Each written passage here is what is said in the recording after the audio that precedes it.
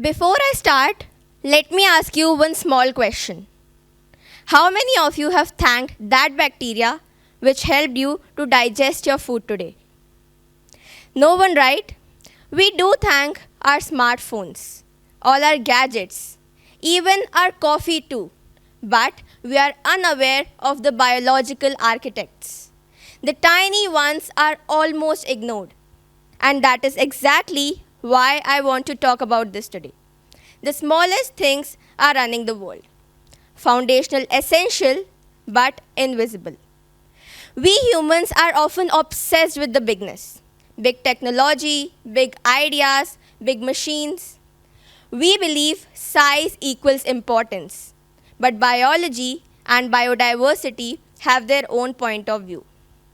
The most powerful systems on the earth don't make noise. They don't shine. They don't trend. They are microscopic. And while humanity is racing forward, we are quietly erasing these foundations that allow life to exist. Now let's talk about your body right now. Inside your body, you are not just one organism.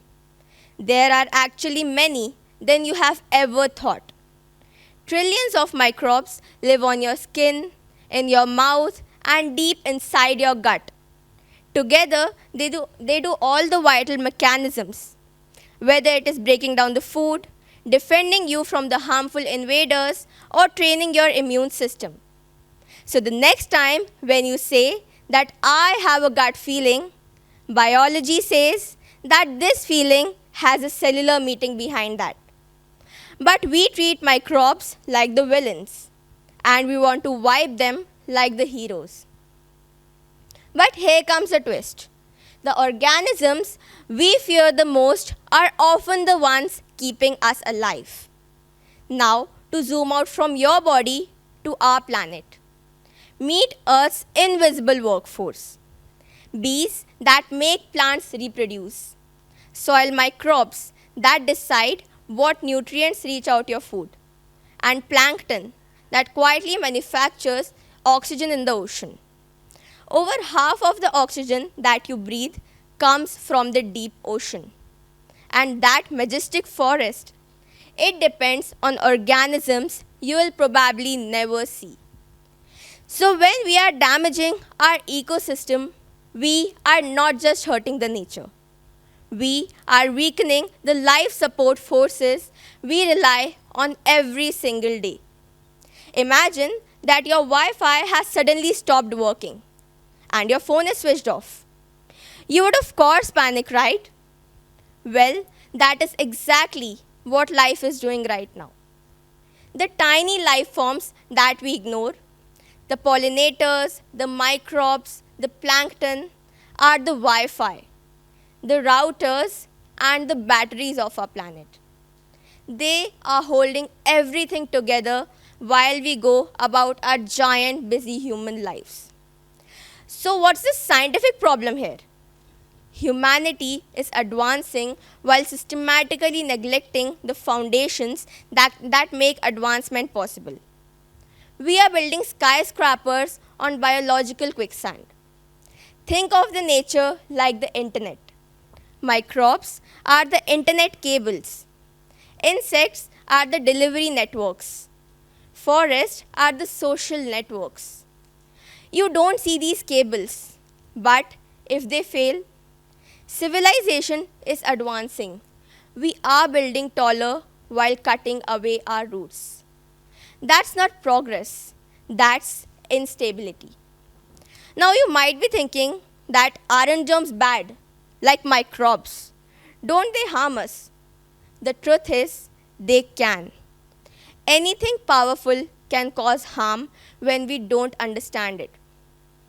Healthy microbial diversity reduces allergies, infections, and immune disorders. They help us in food production, environmental management, and agriculture. But here's the fun part. We can fix this, and it can actually be fun. Team up with technology. We all are using technology and gadgets today. Let's use them for some purpose. using apps and sensors to monitor ecosystem. Let technology cheer on nature, not replace it. Imagine drones counting bees, robots measuring soil health, and apps warning us if pollinators are disappearing. Science meets adventure. Even balconies count. Plant a few native flowers. Let moss grow in the shaded corners. Provide water for insects and birds. Tiny spaces become mini wildlife sanctuaries. Now, tree plantation is that measure we have heard about it long back. And somewhere we have started it too. Now, let's increase this. Tracking tree growth like leveling up in a game. Behavior studies show that when people feel responsibility towards a living system, they protect it more effectively. Reforestation turns into guardianship, dramatically increasing survival rate and biodiversity. When we talk about our future, we often look in the wrong direction.